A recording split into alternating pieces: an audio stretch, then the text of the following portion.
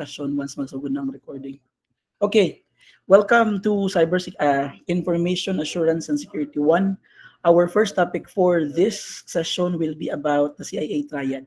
So I think I've given you already a handout for this one that will serve as your guide as well. But you need to listen because some of the details I did not also include in the handout. Para gid maminaw gid mo gid. So CIA stands for confidentiality, integrity, and availability. Okay? Yan yung meaning ng CIA. So let's start first with the letter C, confidentiality. Diba? I think this term is very familiar sa inyo. Not in politics, but in in the aspect of cybersecurity. So when you say confidentiality, it means na you are ensuring that your data remains confidential when stored, transmitted, and then processed. So this means that your data should be hidden and only visible to authorized users. Ibig sabihin, yung mga hindi kasali sa mga list of authorized users should not be able to access it. Okay? The classic method of enforcing confidentiality or kung paano ito ginagawa in our technical aspect is we do encryption. Encryption will be discussed or more of it will be discussed in the succeeding sessions.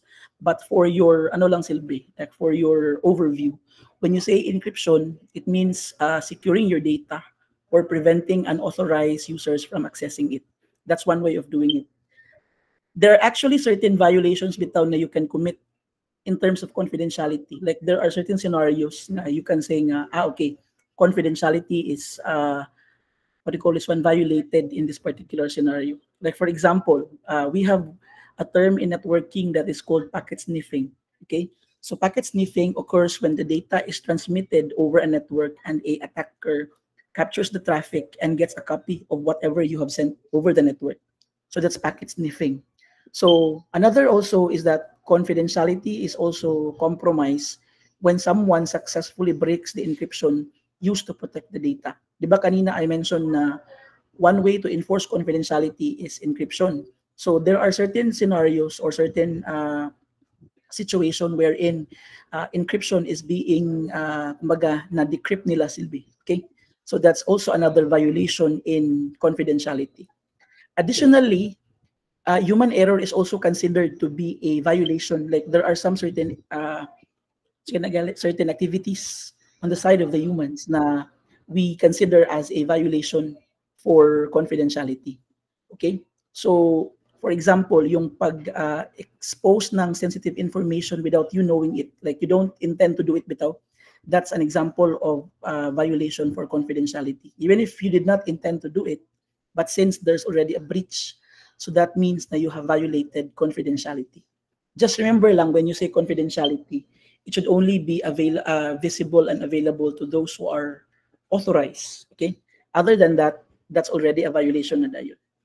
The second one naman is what you call integrity. There are three things you need to remember when we talk about integrity.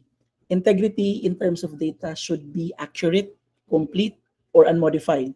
Anything sa ilang tulo gali na it's no longer present, that means there's a violation na of integrity. Okay? So typical violations of integrity occur when the data is transmitted from one point to another and a certain man in the middle intercepts the traffic and then alters the data na dapat ma-send over sa destination. So I'll be illustrating or presenting later a illustration on how it's being done. Okay? So if sa confidentiality they use encryption, sa integrity naman they use hashing or they use hashes. Okay?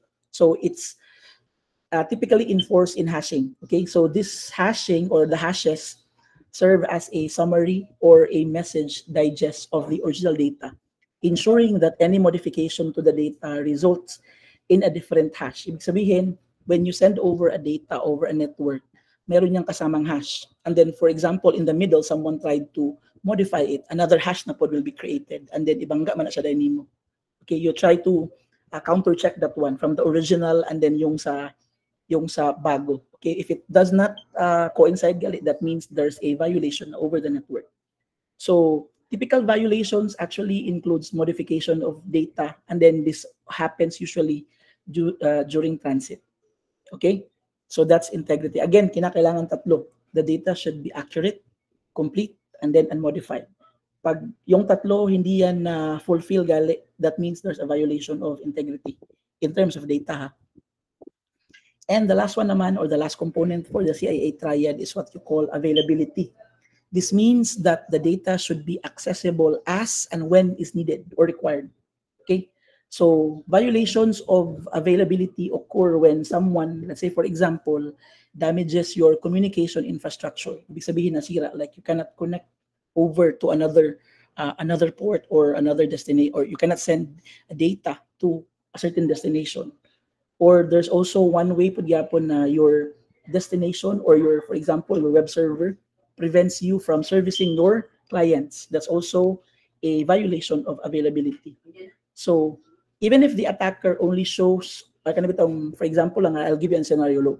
So if, for example, the attacker slows down your database servers or your web servers to the point that you can no longer serve your clientele on a given or acceptable time frame, that can be considered as well as a violation to availability. It's because you were not able to provide them with the services they needed for that specific time frame na ilang kinahanglan. Okay? So how does it, or how do they enforce man availability, or how do they solve problems in availability? Usually, ang ginagawa nila is they, what they call this one, they incorporate the concept of redundancy. This means they can install either multiple communication links, or for example, they deploy multiple web servers so that if there's a problem either in communication or in the web server, there's always a backup in place. Okay? So, atong balik ko na, confidentiality, they use encryption. Si integrity, they use hashing. Si availability naman, they use redundancy. Like they install either multiple communication links, or they either provide additional backups just in case na may tabo. Okay? Question for CIA triad before I proceed with the activity. Kung walang question, give me a thumbs up. Sige daw ba?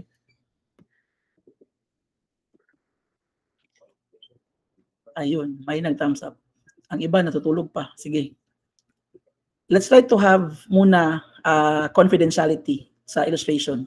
So kindly look at this illustration. Diba? You have here apat na entities. Apat ba? Lima di ay. You have a PC, this one. Can I draw? Yeah, I think I can draw. Oops, wait muna. So this one is the, sorry. Okay.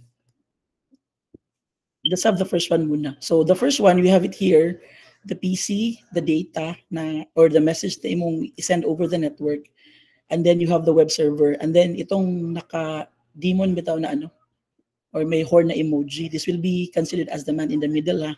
So yung nangyayari is that, for example, if there's a violation in confidentiality, what happens is that, let's say for example, that's what I consider sa ang mga entities, okay? So as mentioned earlier, confidentiality refers to protecting or hiding your data so that it will not, or it will only be accessible to authorized users. Mumana ganina, di ba? Now, let's say for example, you have here an internet, and we know na the internet is a public network, and inherently it's not secure, not unless you consider to have a private one, Silby. Okay? So for example, if you send data in plain text over the public internet or any other public network, there's a high chance that someone could eavesdrop on it, diba? So, kanina, diba? We have here the plain text, and then along the way, someone got a copy of it. So, this particular scenario constitutes to the violation of confidentiality because, diba, your destination should be the web server. It so happened, someone in the middle got a copy of it. Okay? Nagets ba ninyo? Like, maski dili siya ang destination, natagaan po siya copy. That's a very wrong move. Now, to address that one, yung ginagawa dito is that they, instead of using the plain text, look at this one, diba? It's only plain text. Now, to incorporate this one, they do hashing. Ayan. So, encryption works, actually, they use a secret key to encrypt the message, and then it should be, and then after that one, it will become a unreadable format na dayon. So, it can only be decrypted at the end of the destination again. So even if someone, for example, gains access to a copy of your data, they would not be able to get or decode it easily, diba? this provides significant advantages compared sa kung kaganina na ako nagyatag na example. Okay? So the core principle of confidentiality is ensuring that your data is encrypted. And then even if it's compromised, encrypted data will remain secure, as breaking the encryption will cost them either time, because it's quite difficult, and then resources as well, diba? So compared nato siya again sa plain text kanina, and then you have the encrypted. So nakakuha siya copy, but then it will take them time to decrypt it. So encryption, ay ang counterpart niya din is decryption. Again, if wala silang key, they cannot decrypt it, or if they will have to like ma-decrypt nila pero medyo dugay-dugay pasad na sad. Okay? And the second one naman, let's have integrity. Ito naman sa integrity. Kindly notice the numbers in the plain text.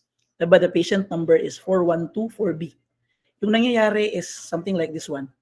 Diba? From 412B, pinalitan nila into 333. Remember, the concept in integrity tells us that the data should remain accurate, complete, and then unmodified, especially over the transmission na process. Okay? So a classic violation of integrity occurs when the data, itong ginagawa natin ngayon, is sent from point A to point B, and then, but a man in the middle intercepts, modifies, and then forwards the altered data to the destination. Okay, di ba? Kabantayan mo, it's no longer 41241B. It's now 333. Okay, so that's a violation na dayon. So the issue arises because the source and the destination actually lacks a perfect visibility kung ano yung nangyayari over the network. So in this scenario, there's a big possibility na yung man in the middle can exploit the whole process and then can repeat the particular scenario over the course period of time. So in this particular scenario, the integrity of data has been compromised as the received file is no longer identical to the one originally sent by the source. So kaganina, it's 4124B. Pagabot sa destination dayon, it's now 3333, di ba? It's no longer the accurate, it's no longer the unmodified version of the data. So integrity na po na siya na po dayon. The last one naman, how do you enforce or solve some violations on integrity? So kung kanina, di ba, we have encrypted text. Sa integrity naman, they incorporate hashing. So aside from the file itself, you have it here, the hash. Okay, so hash is created every time you create a data to be sent over a network. So along the way, if na siya malabyan, ma-change man na siya, but then the original hash should be as accurate as for the first one gidapat. So for example, you have it here, diba? So if the man in the middle alters the file during the transmission, the destination will independently calculate the hash upon receiving the file. So for example, kani siya nga scenario dani. The first scenario is that from 4124B, ginawa niyang 333, diba? Ang nangyari dayon is that you have it here. The new hash na created because something is modified, it's now being compared na dayon. So the destination performs its calculations and compares the two hashes. If any modification has occurred, the two hashes will not match. So this process then allows both the destination and then the source to detect na there's a compromise of integrity along the transmission line. So ibig sabihin, there's a need for them to change, whether it be the network infrastructure or the process itself. Okay? So yan yung ano natin. So yan yung purpose ng hashing. Actually, the hashing part, it's no longer, you cannot see it on a kanibitang level na to bitaw kay it's done always at the back end man siya good. And then it's done paspas kastanan. Okay? So lahat bitaw or anything or every time you send a message over a network, may hashing na nagaganap siya. Okay? The next one I think is the last one, the availability. Okay? So as previously mentioned, availability means that your data must be accessible whenever required. Okay? So malicious attackers can either disrupt itong ginawa nila dito, di ba nilagyan nila ng like this one, the communication line between my laptop towards the network, towards the internet, or towards the web server is no longer accessible. Okay? So they can disrupt availability in terms of infrastructure, pwede rin yung data or applications in multiple ways.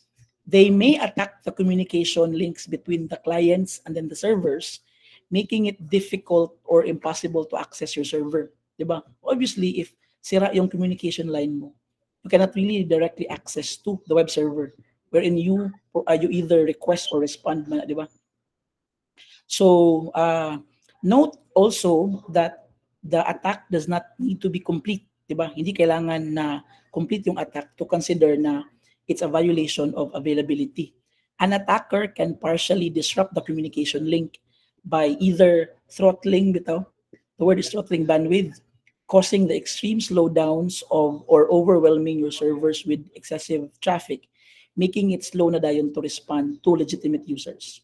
Okay? So it doesn't mean good nga kanabitong completely. For as long as na-interrupt bitaw ang inyong bitawang business process for a longer period of time, you can still access it, but then it's hinay, then that's a problem in availability. Okay? So again, just like what I have mentioned, the classic way or the classic method of enforcing availability, or not enforcing, but addressing the problems or violations in availability is through redundancy. So for example, you can have multiple web and database servers to ensure that if some server fails, for example, itong server A, it will just become, like for example, it becomes overloaded. So other servers can then provide a load balance nga feature to maintain its availability. Same ragyapon with the communication line. So technical people or network administrators can employ multiple communication links to further enhance availability. Okay? So yan yung mga common natin ng mga example on confidentiality, integrity, and then availability. Okay?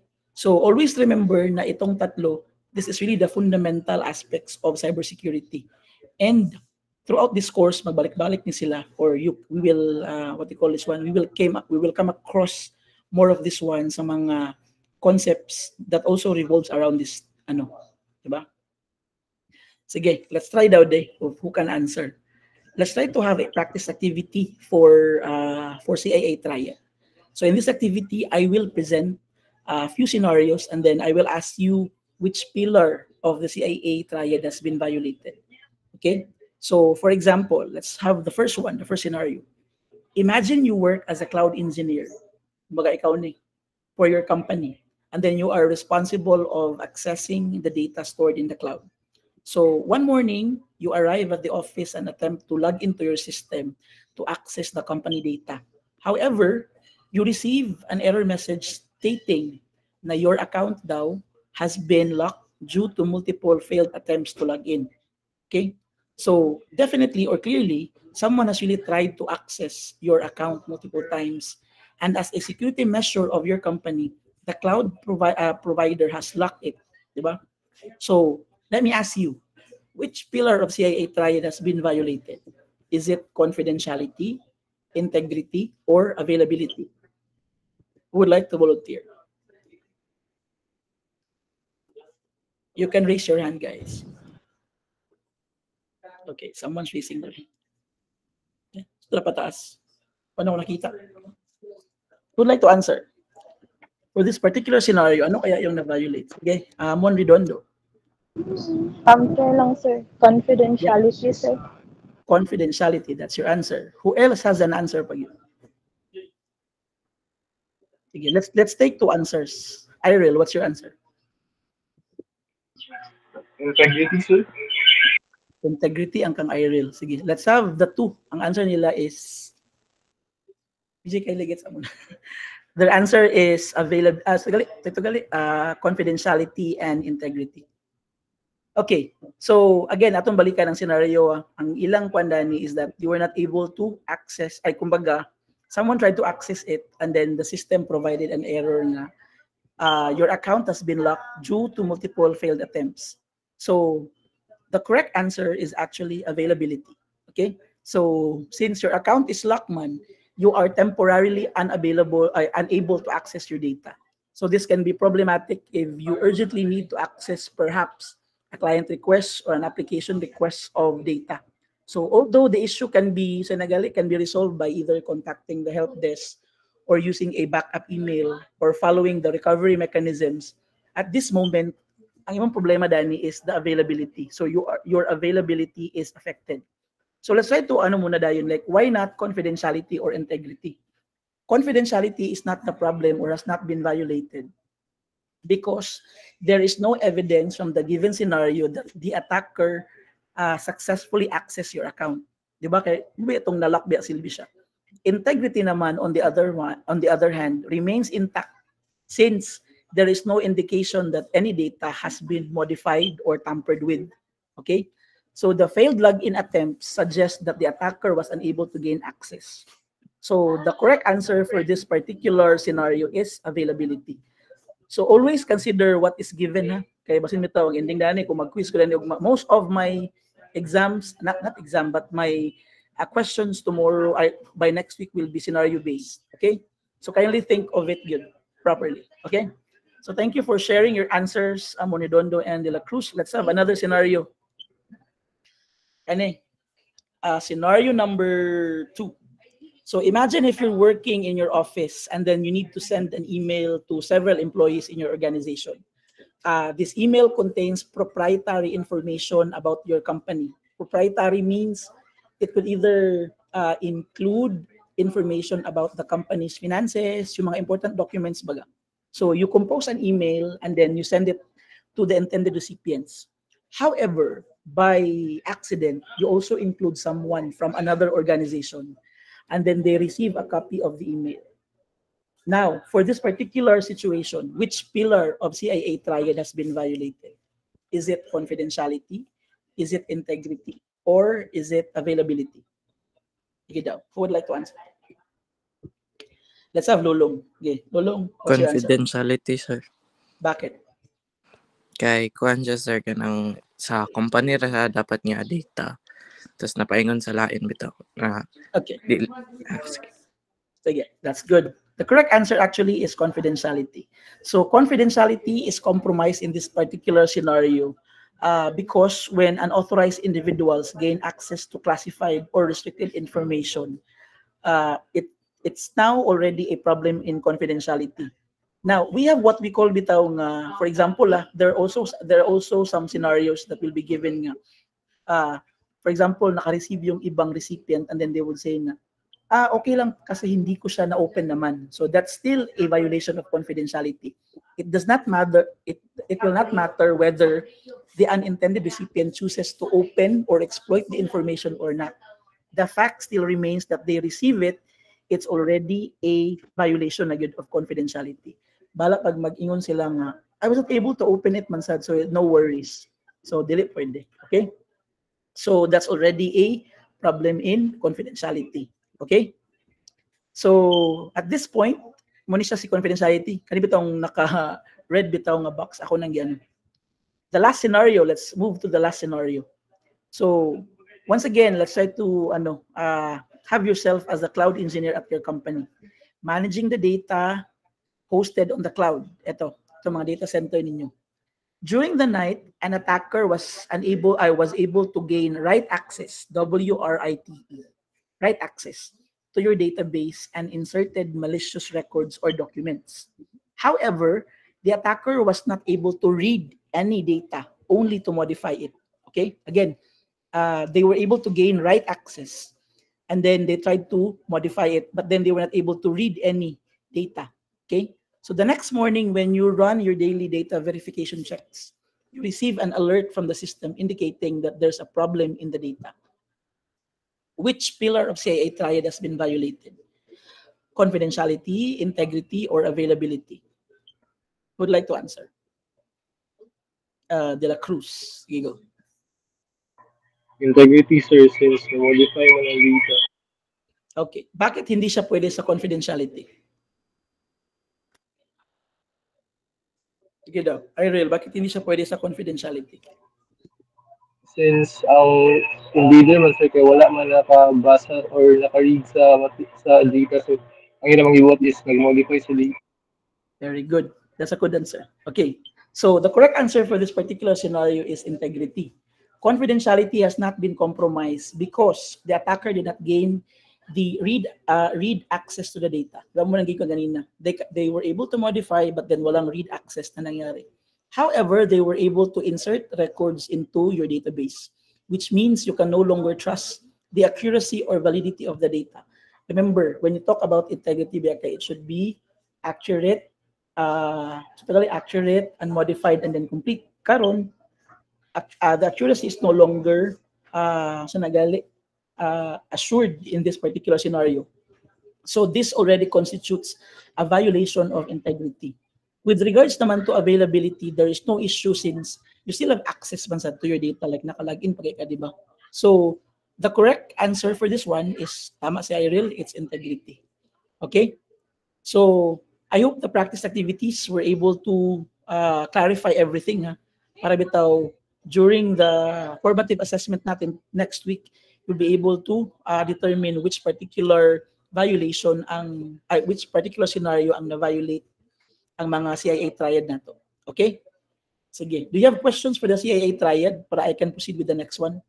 Kung wala, kindly give me a thumbs up. Okay. That's quite clear. I think klaro man siguro to.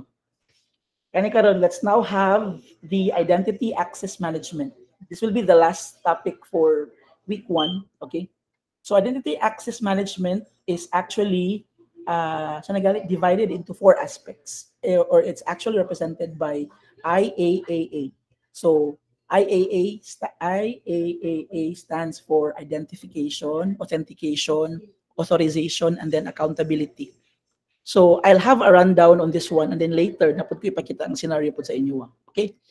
So I stands for identification, which simply refers to recognizing an entity. An entity is it could either be a person, an organization, or a group of people that can provide data or can either receive an information. So for example, if you walk into a bank and then the cashier will ask for your identity, you can just say, I'm Naphtali, I'm VJ, I'm Kaywaga, diba? So similarly, when working on a system, entering your username is a form of identification. Okay? However, it is important to understand that identification is clearly different from authentication. Identification alone does not verify who you are. It's only claiming your identity. Okay? It's merely a claim of identity. The second step naman we have, or the second component, is what you call authentication. Although they are not the same, bitaw, authentication and identification, authentication needs to have the identification pod na process. So authentication is the process of proving that you are who you claim to be. This can be done through several mechanisms, such as either a password, a PIN, a biometric, for example, your fingerprint, or the retina scans. Okay? So authentication is always performed against identity, meaning ginabangga din sa good. Meaning you must first identify yourself before you can be authenticated.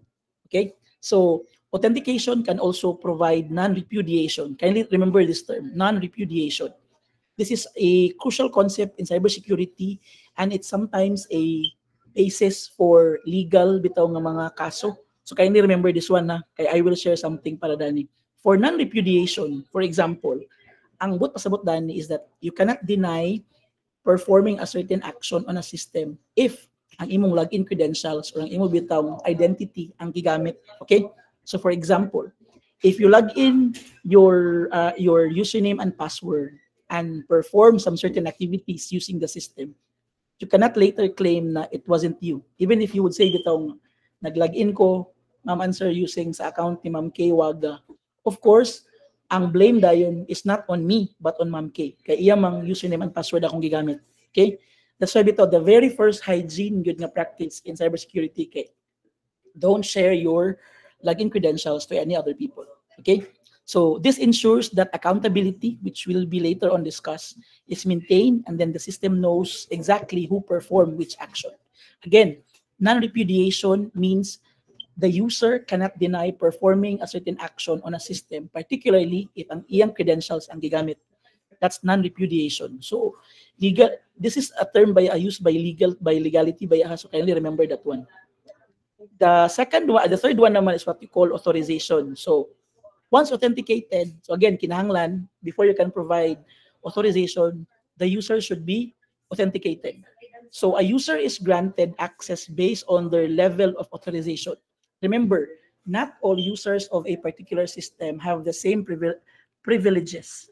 So some have elevated permissions. For example, CIO na yun noon, a CEO has more access than a regular employee. Diba? That's very, kumbaga, that's the nature man yun.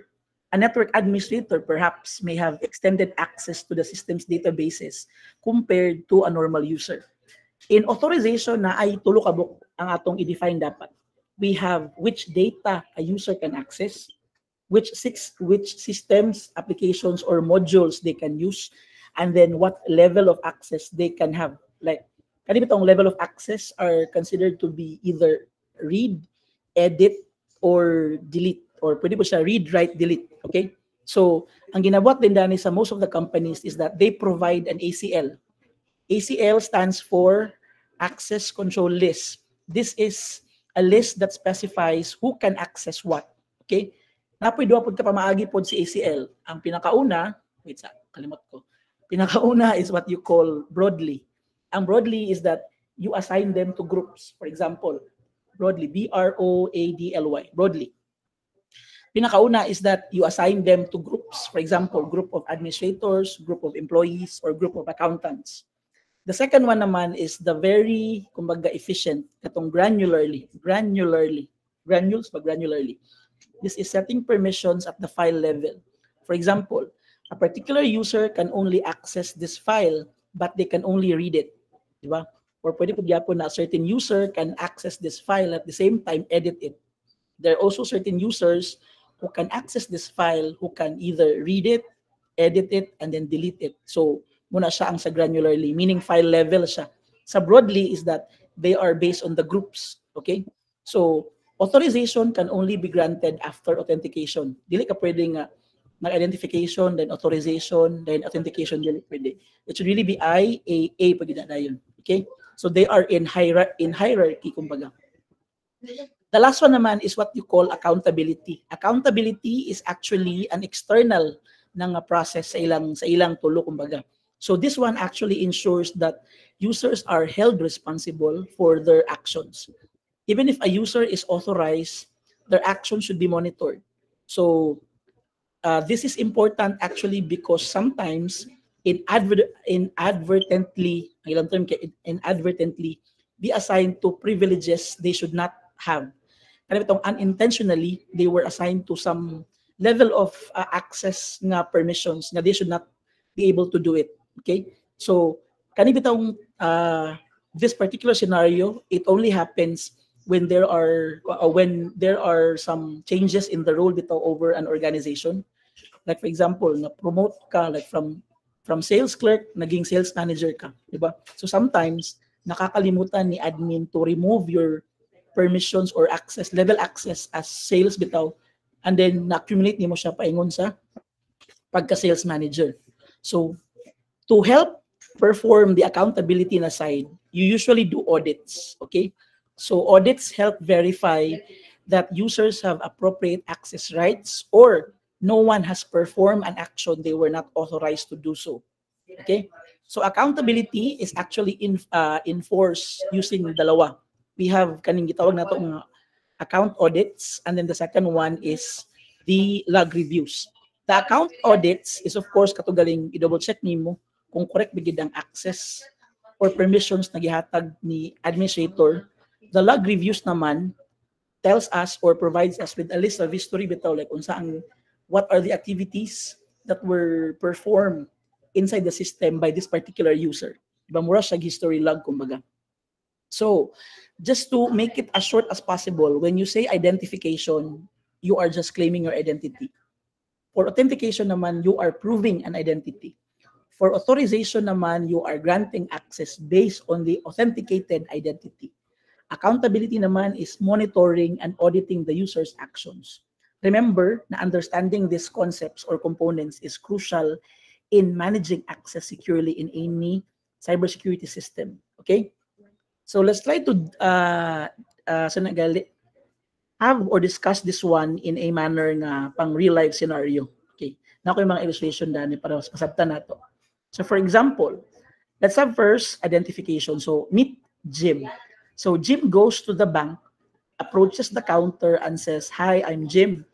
So at this point, Jim has only identified himself, meaning identification is complete. However, hindi pa siya na-authenticate. So the authentication process is of course being done by the other person, di ba? So let's say, for example, we have the bank officer. At the counter, to verify whether Jim is really the name of the person, the bank officer will ask for an ID. So if you notice, meron siyang maliit na ID dito, di ba? So Jim then presents his driver's license and the officer verifies it and then says thank you. And then Jim has now successfully authenticated himself to the system. Ibig sabihin, na-verify na natin nga, okay, the person talaga who went up is really Jim. So ang key difference again with authentication, identification and authentication is that identification is simply claiming an identity and authentication is verifying that identity. So verification can be done either by a driver. For example, you can have or you can present your card or driver's license, or you can provide a PIN number or a password. Okay? The next one naman, for example, is yung authorization. The next scenario, Jim asks like, "Can I withdraw $1,000?" The bank officer will then reply, "Na you're only, I'm sorry, sir, you're only allowed to withdraw $5,000 per day." So this one is an example of authorization. So even though Jim has been identified and then authenticated, authorization determines what actions he's allowed to perform. So for this particular scenario, authorization ensures that Jim can only perform operations he is permitted to do so. If you will try to look at this one, yung authorization na binigay ng bangko kang Jim is that he's only allowed to withdraw 5,000. No, yan yung maximum niya. Okay? On the other side naman, we have here the accountability that's already external. Diba?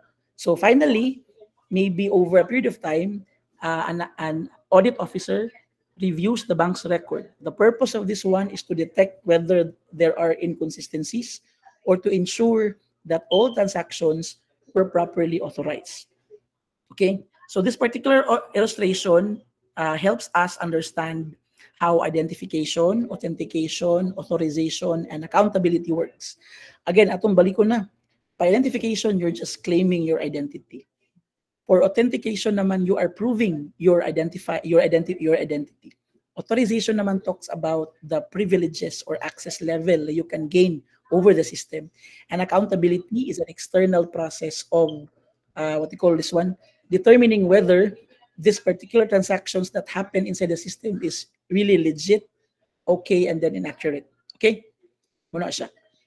Are there questions? Because let's have pagid medyo deeper pagid na level of discussion with regards to IAA. May question? Kung naa, kindly tell me. Kung wala, please give me a thumbs up.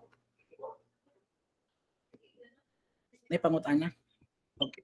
Thumbs up, Sadik, if wala pangutana. Okay, walang question. Ang galing ng 3A. Kanisha, the remaining discussion for this one will be more of examples and then a deeper level of understanding about identification and then authentication. So identification, you have it here, occurs when you claim an identity. Like atong ganina, saying I'm John Cooper, and then for example, showing an ID badge or pwede pa Japon facing a camera for a retina or facial scan. At this stage, authentication has not yet occurred. Okay, remember, you are simply claiming an identity. Authentication, on the other hand, refers to proving the claimed identity by, for example, you provide a password, a PIN number of your credit card, or a biometric data. So authentication ensures that identity claim is valid and verified. Part also of the identification process is the implementation of the identity cycle. You have 3 parts for identity life cycle. You have provisioning, you have review, and then you have revocation. Provisioning, this step involves creating new accounts and then assigning privileges to them. But just like what you have done bitaw sa inyo bitong enrollment, diba? Before you can access to the system, you were provided with a default account, diba? Based of course sa inyong credentials ninyo. It also includes, the process also includes reviewing the account periodically. So ang pag-review sa account helps identify critical security issues such as, for example, inactive accounts that should be disabled, yung mga hindi na ginagamit. And of course, we have what you call privilege creep. Kindly take note of privilege creep. The privilege creep is actually a term in cybersecurity that occurs when a person moves up in an organization but retains old privileges that are no longer necessary. Let's say, for example, my good friend, si Ma'am Alexa, nasa sa HR, and then later on, like, as we move forward sa iyang career niya, nimo rin siyang network department, nimo siyang network administrator. So, by that time, the system administrator forgot to remove his HR privileges, which they no longer needed, di ba? So, munang example sa privilege creep. Nanakay kana bitawng privileges or permission access bitaw nga gihatag sa imo, and then na-upgrade ka or na-promote ka, but then nawala kay imong mga previous nga mga privileges. Okay? So to address that one, a periodic review and audit is essential for detecting or to avoid privilege creep. Okay? And then the last one dayon is what you call revocation. Revocation is the step involving the disabling your accounts of employees who either leave, retire, or are terminated. So revocation is different from simply disabling inactive accounts. Okay? Kay ang revocation gali meaning lahat na talaga ng mga access mo should really be removed again. Okay? Now, why is revocation important in this particular life cycle? So let's say, for example, if a terminated employee still has access. For example, na-terminate na ako si VJ. Okay? But still he has access to the account na ginagamit sa kumpanya. It can be a leverage on his part. Pwede ba siya mag-launch of cyber attacks on the company?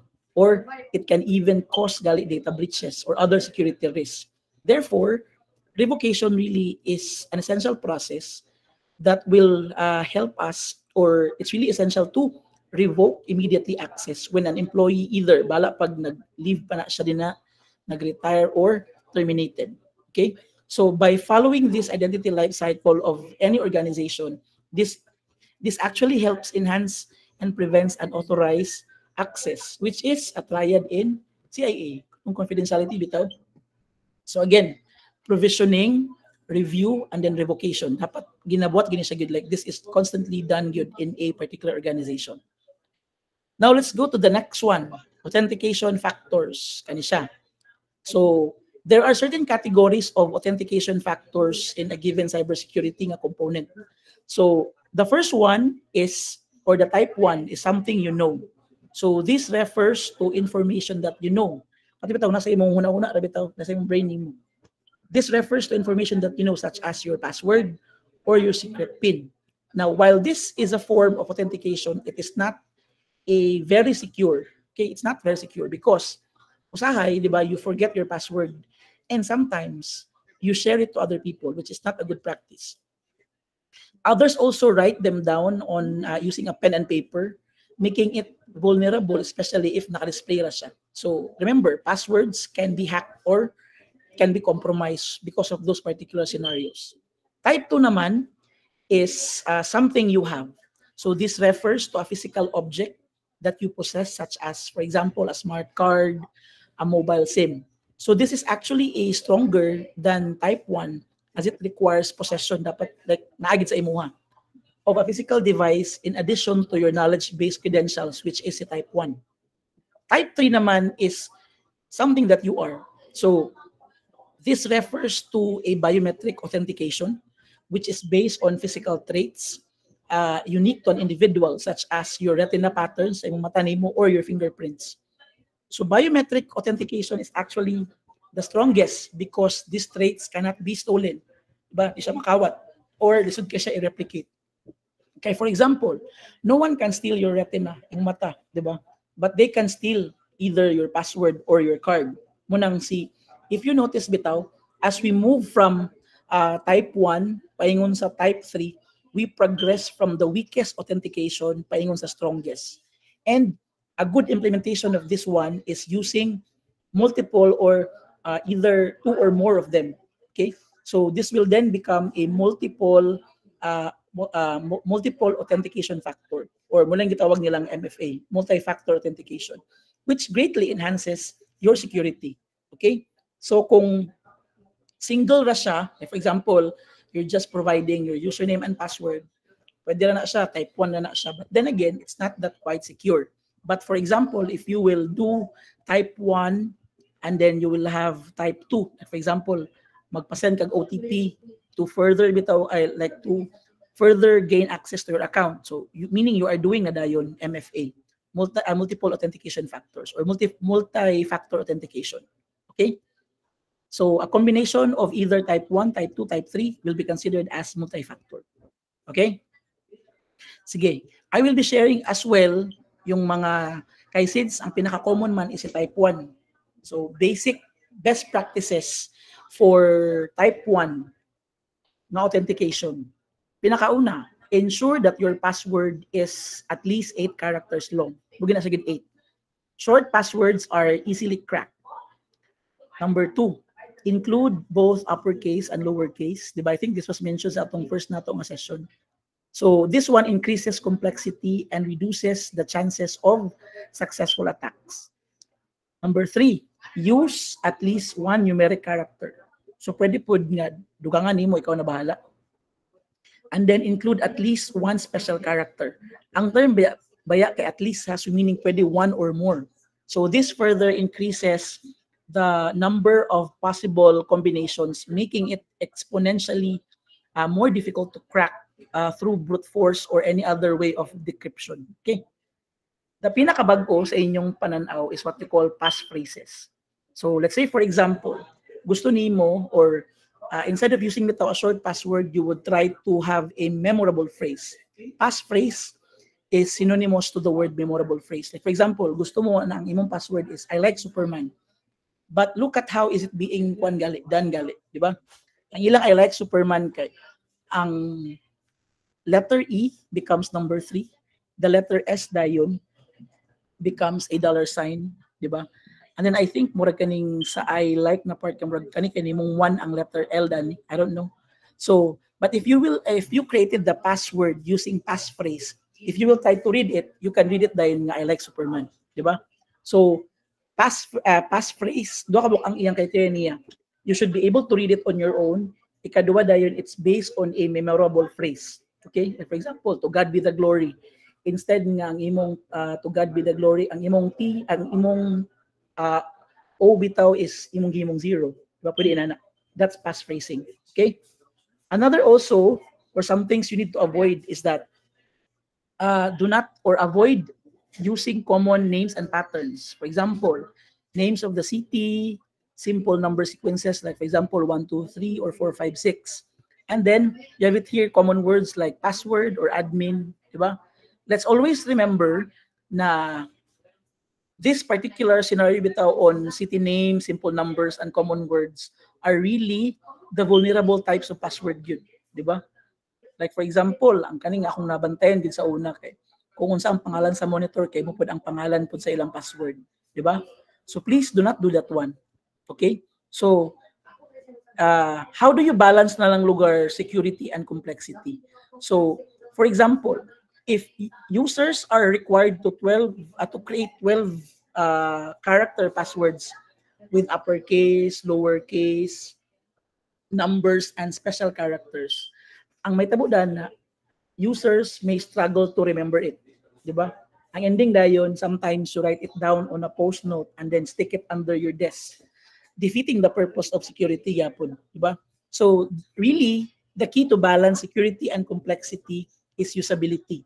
A solution that is too complex to implement will not be effective in practice. So make sure now when you create a password, it should be not too complex on your end, but it should not be as simple pod yapon, so that you will be able to practice it from time to time.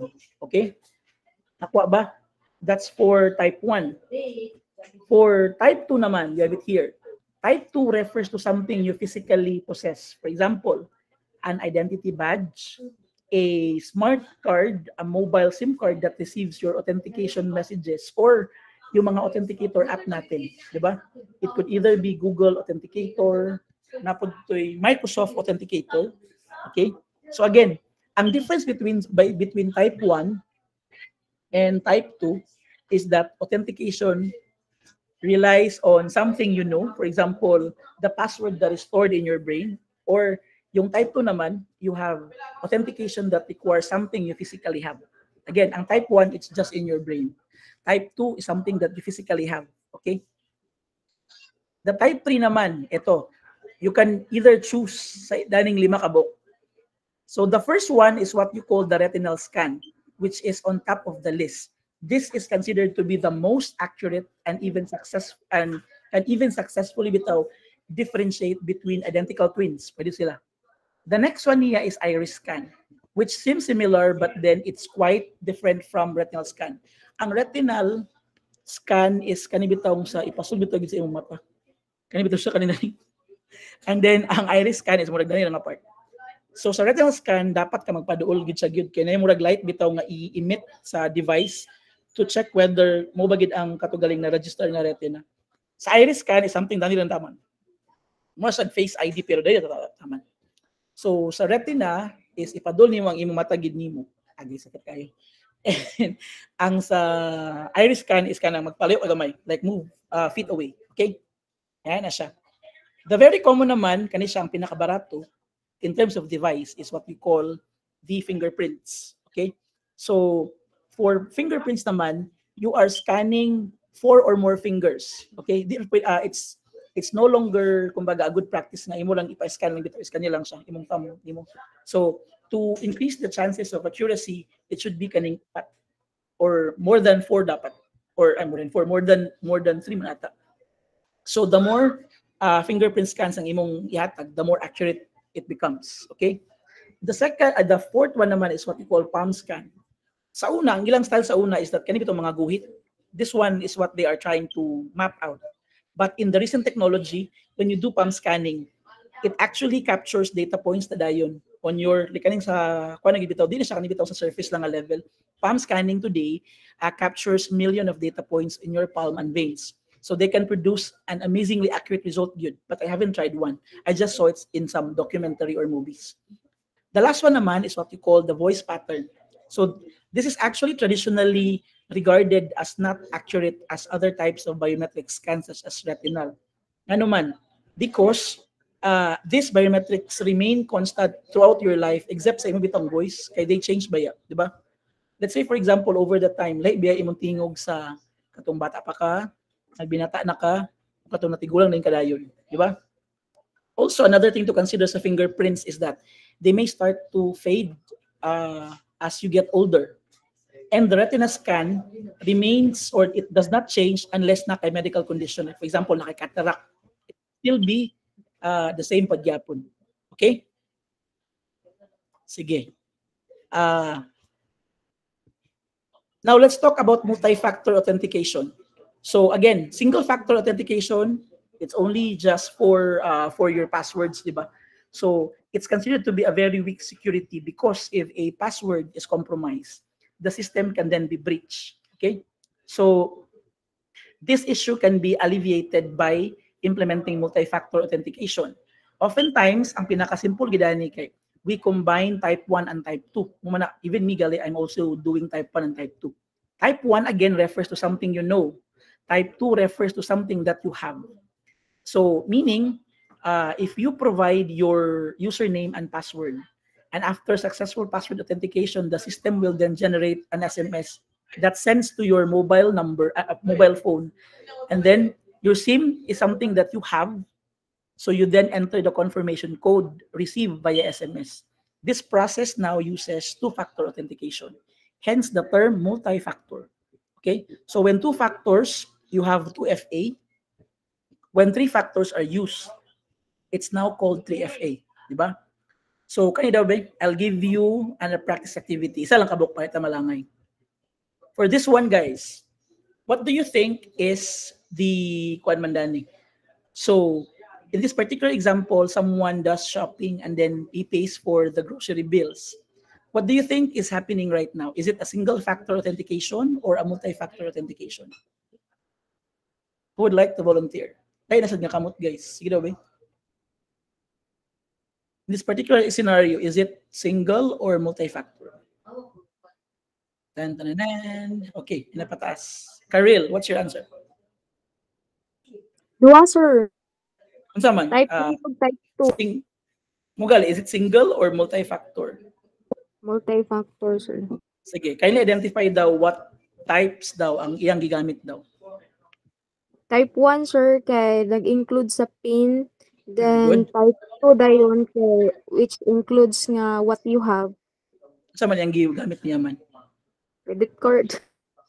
Okay, very good. So, ang correct answer, Danny, correct si Karil, the answer to this one is that it's a multi-factor authentication because two different factors are being used. The person is using both type 1 and then type 2. Type 1 is something you know, katugaling PIN sa tao. And then type 2 dahil is something you have, which is the card. So that's how you determine by